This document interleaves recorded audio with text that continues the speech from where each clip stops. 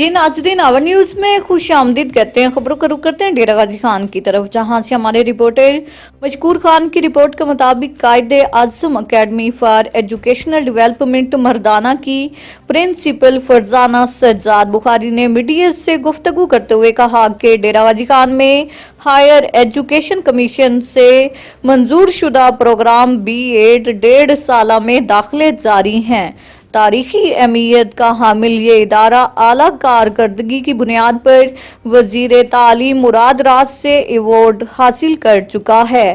Private इदारों से कम fees में MPhil और PhD असातिज़ा की ज़ेर निगरानी इन सर्विस और परी सर्विस ट्रेनिंग प्रोग्राम कामयाबी से जारी है और तमाम असातिज़ा इदारे की तरक्की के लिए कोशां हैं।